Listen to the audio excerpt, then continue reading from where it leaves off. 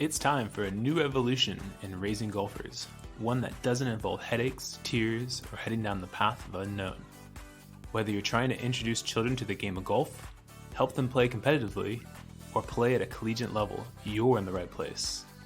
This show is for any parent, player, or coach who wants to build a better team at home and on the golf course. This is the Raising Golfers Podcast. Ladies and gentlemen, welcome back to the Raising Golfers Podcast. I am your host, Travis Hauser, PGA professional here in Carlsbad, California. Hope you're all having a fantastic week and appreciate you tuning in. This is episode 99. Yes, and next week is going to be episode 100. Kind of wild to think about that. And I did want to give everybody a heads up that episode 100 next week will be the final episode of this season, and the podcast will be having a break for a little while. I want to make sure that I can continue to provide quality information and add value to you and your junior golf programs, or your junior golfer or junior golfers if you're a coach. And I look forward to coming back after a small break here with the podcast, but I just want to give everybody a heads up and appreciate you all tuning in. Now, today's episode is an interesting one. I've just got a new book and I've fallen in love with it immediately. And so the information I'm going to provide is a mixture of what I've experienced and then also things that I've already absorbed from this wonderful book. It's called Attention and Motor Skill Learning by Gabriele Wulf. And it's really interesting because there's probably scenarios that you've gone through, whether it's with your own children or with your own students, or even you as a junior golfer playing golf, where like you can absorb the best instruction, the best coaching ever, or you can get the best information from whoever it is that's giving it to you as a junior golfer, and then your performance gets worse. And as a golf coach, I've been there, I've done that. I mean, I've seen where I've overloaded students with too much information and to find out that the performance immediately suffers from it. Now, to some extent, when you are making changes and your comfort zone is a little bit more uncomfortable than normal, it's understandable that maybe, the first few hits, first few days, maybe first few weeks, you're going to have a little bit of issues. However, I think there is a fine line of how much is too much and what information is needed and what information is not. So today, what I would like to start with is a very interesting scenario that the book talks about right away, and it's so true. And I've been through this myself, and as a golfer, but then also just seen it again as a golf coach. But paying too much attention to one's actions can disrupt their performance. So what that means is like if you're thinking about all the technical things in your golf swing, and then you go on the golf course and you try to use those skills of everything you've learned out in the lesson tee or on the driving range, and you still have that technical mindset, it's going to be very difficult for you to be able to perform in a setting that's going to be more stressful, which would be the golf course or in a tournament or a match or something like that. And so the book gives this really interesting example where if you're typing on a keyboard and you're just typing freely, you're just doing your normal work, your speed's probably pretty good and your mistakes are probably minimal. But then they had some research where then an instructor comes in and just watches over someone's shoulder as they're typing. And what they observed in the research was that then the person's speed of typing got slower and also the mistakes increased. And what they took away from it was that then the person was more conscious and aware of the movements that they were doing, and that was actually causing them to be less fluid and not be able to perform. Does this sound familiar to your own golf game? It does for me, at least. That's for sure. And, I read this stuff and I'm not saying I'm doing everything right. I'm still consciously trying to learn. I still make mistakes in all areas of life, including my coaching. And I want to get better, but it's helped me over the last 10 years lead to where I am, where, my premise with honestly, even my private lessons as well, is to teach lightly. And I'm reading a lot of things in this book where research also starts to back that up and how important that is as well. Now, the second thing I would like to bring up is just another situation and research project they had in the book that I also found fascinating. And for coaches, listen out there, this isn't any hit to us as instructors. It's just something for us to think about. And now let's hear a message from our show sponsor. Hey guys, this last spring I teamed up with Operation 36 here at our facility in Carlsbad, California, and it has completely changed my way of coaching and service to my customers. Operation 36 is a developmental golf program designed to take beginners from playing their first round to being able to shoot par or better for 9 holes. So here's how it works.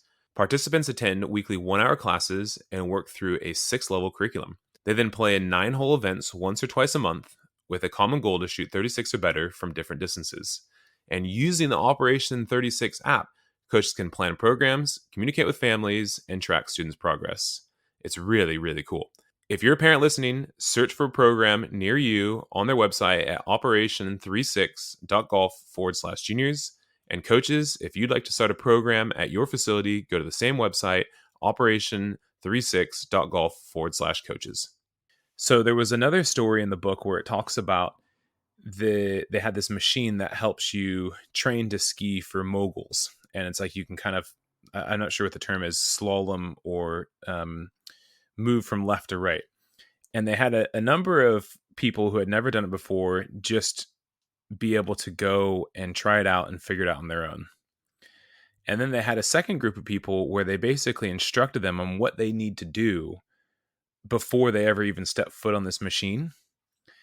And over time, they were observing the progress of how well they were doing using this machine. And obviously how that pays off into the, the real type of skiing. And what they found out was, ironically, the people who just had to figure out how to use the machine and ride on this skiing machine without any instruction performed better. And then they had a ski instructor come in, or they said there was a ski instructor coming in to observe their performance. And guess what? The ones who had figured it out on their own performed better in that situation. And there was an even bigger gap of performance for those who were instructed first on how to use that machine, once they knew somebody was standing over their shoulder watching them, who was the quote unquote ski instructor, and their performance dropped even more. So it's really interesting to think about this kind of stuff and how it goes into golf. And I see this a lot in the driving range. I see it out in the golf course as well. There's a lot of overcoaching, and this kind of ties into, again, back to philosophy I like to use that I got from US Kids Golf, which is to teach lightly. And I think if we're listing off a bunch of information to not only just junior golfers, but any student, it's a lot to think about. And in my private golf lessons, I try to stick to 1 or maybe 2 points. And you'd be surprised how many times I still hear from students. That's a lot of information to take in. And if you think about it, from a coach's perspective, it only seems like 1 or 2 things, but we also aren't the students trying to perform it. So we have to be able to simplify it for them. So then the last thing I'd like to talk about that, again, this is just some things that I got from the book. It's things that you've heard me say here on the podcast if you've been an active listener over the last couple of years. And what these researchers found was that when given too many instructions, learners are more likely to adopt a controlled mode of information processing and tend to become preoccupied with thoughts about how they are executing the skill, which is assumed to be detrimental to their performance. You ever been guilty of that before? I have. So therefore, making learners aware of their movements, it should be avoided as much as possible. I think especially in the golf course scenario. And I've got to give a shout out to Lynn and Pia from Vision 54. They talk about how to become a player. A lot of the stuff that I'm reading in this really resonates with what they talk about. These are things that we talk about on our on-course golf class that we have on Friday evenings at our golf course. And it's to get the players to try to free themselves up and be more of a player and use more of their athletic side, not necessarily their conscious thought side or robotic side of the golf swing. So if you think about these things here and think about information and what we're saying and what we're trying to provide to our junior golfers, I think to sum this up would be, we have to do a better job of knowing when help is needed and when help is not needed. And we have to also be aware of the information and words that we're saying and think, is this actually helpful or is it not? And you will learn by making mistakes by giving a ton of information and then seeing your junior golfers swing and miss the golf ball or top it or hit it the wrong direction. And if we provide too much information and too many thoughts into their heads, even though it might be the correct information, it may not be the right time, and it might be too much information for any human to digest. So I want all of us to help all of our junior golfers become better players, better athletes, and become more into the automated state of their performance, which does take time. And I know I'm leaving you a bit hanging here because there's a lot more that goes into this book and motor skills themselves. But I just wanted to tie in a couple of those stories and few points that I absorbed from the book that resonates with how I coach. And I think it kind of put words to the actions that I try to promote. And the stories behind that, I think, also goes with what I believe how we should teach junior golfers and also adults. So let's get out there. Let's help everybody become a better player. I hope you get a chance to look up this book. It's Attention and Motor Skill Learning by Gabriele Wulf. And also check